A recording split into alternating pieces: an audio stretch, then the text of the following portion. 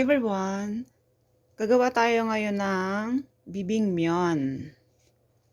So, pag sinabing myeon, it means yung ganito.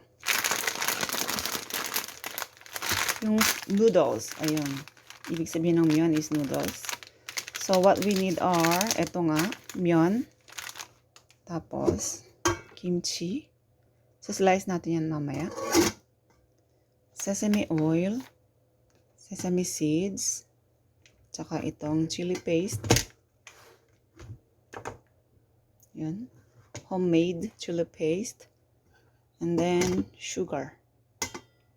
Brown sugar. Okay, so slice ko muna yung kimchi.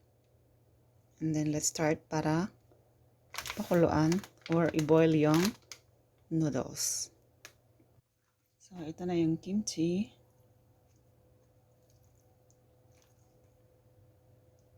Lagay natin dito. So, slice natin. Konti pa.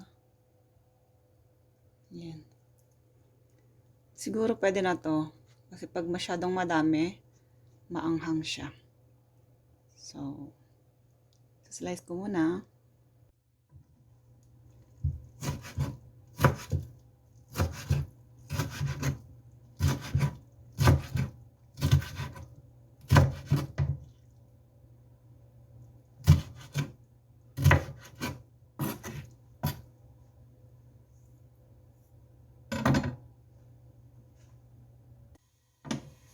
Dagdagan natin ng konti yung kimchi. Lagay muna natin siya dito.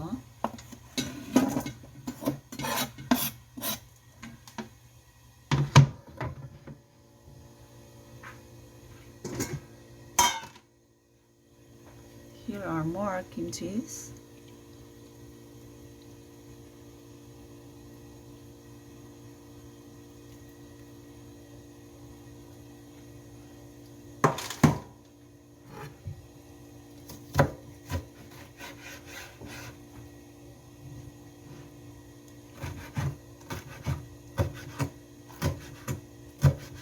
Kasi baka kulangin. Naisip ko baka kasi masyadong maputla. Dalawa kaming kakain. Kung ako lang siguro pwede pang yung kanina lang ganun kadaming kimchi. Lagay natin dyan. Kasi i-mix natin yan mamaya.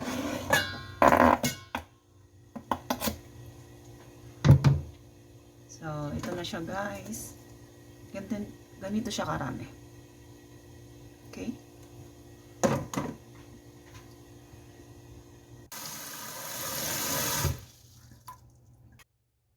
Then, magpakulo tayo ng tubig.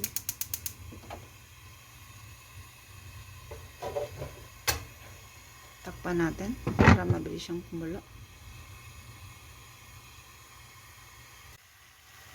Ayan, kumukulo na siya. Ilagay na natin yung noodles.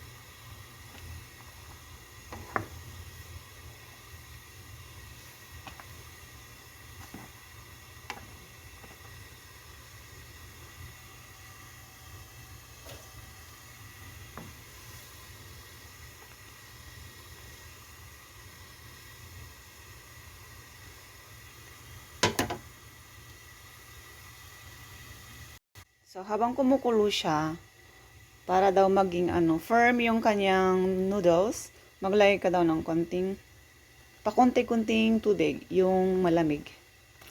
Ganyan. So, magsistop na naman siya ng pag-boil. Tapos, pag nag-boil ulit siya, lagyan mo ng tubig ulit. Ganun. Ayan. Madali naman ito maluto eh. So, konti na lang. Baka ma-overcook.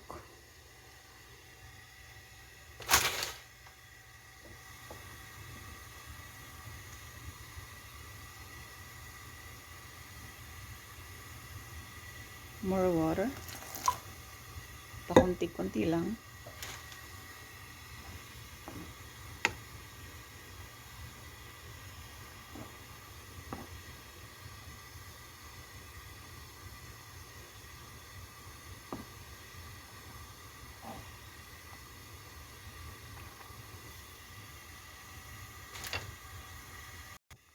Tinikman ko yung noodles. Hindi pa siya luto.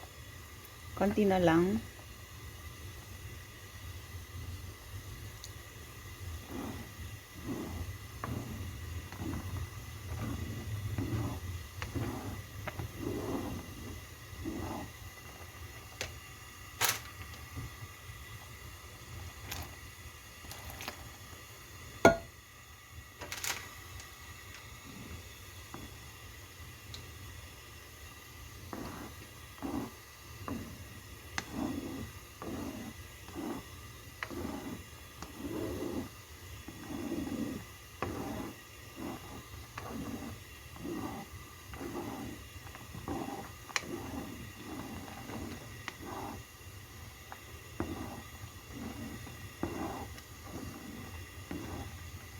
Okay, pwede na yan.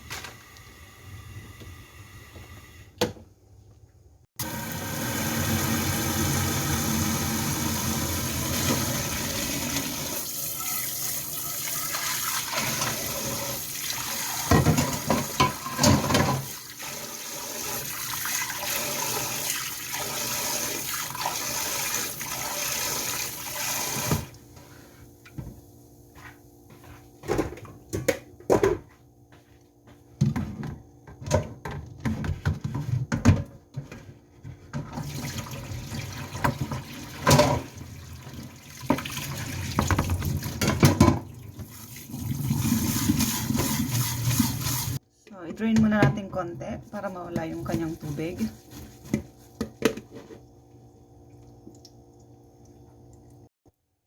So, ito na siya guys. Tapos na. Na-drain na siya. Now, i-mix natin yung kimchi tsaka yung noodles.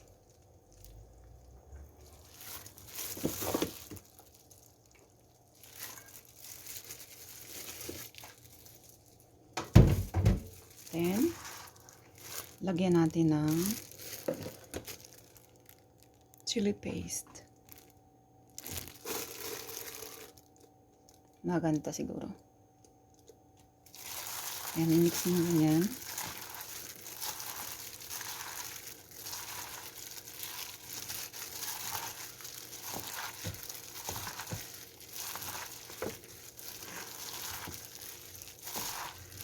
Oh. Ang hirap mag-video mag-isa. Gumagalaw yung kanyang lagyan.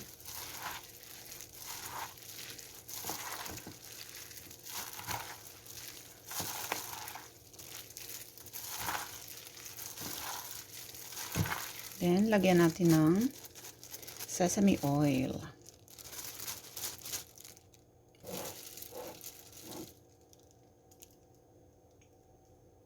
Ganyan.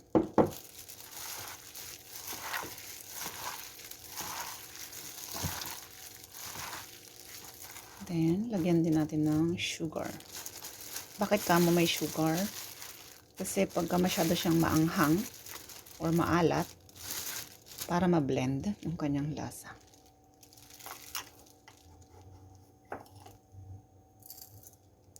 Ganyan siguro. Kung maanghang pa rin sa inyo, pwede nyo pa namang dagdagan.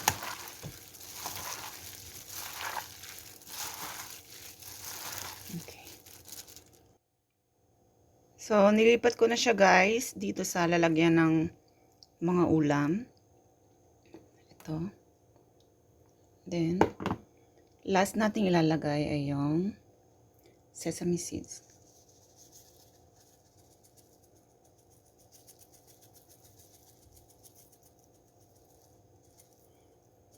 Mga ganyan.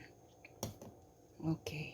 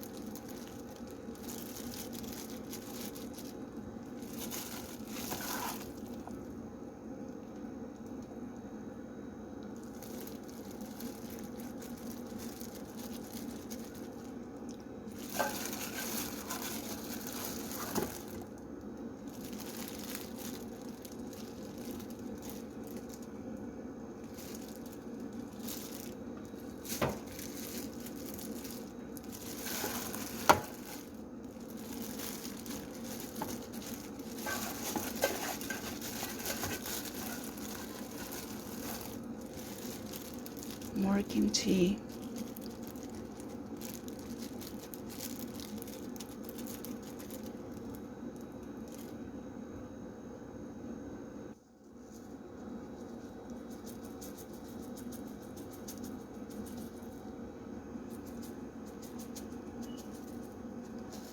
Ayan.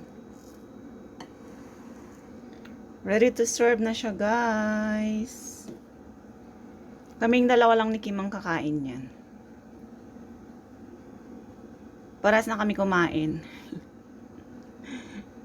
Paras ng amount. Hindi kasi pag noodles, lalo na tong maliliit yung noodles niya, mabilis ka mabusog, pero mabilis ka din magutom. So, madadigest mo siya agad. Yan. Hindi kagaya sa kanin na medyo mabigat sa tiyan. Ito naman madali lang siyang madigest. Ayan, kakain na kami, guys. Thank you for watching. Bye-bye po.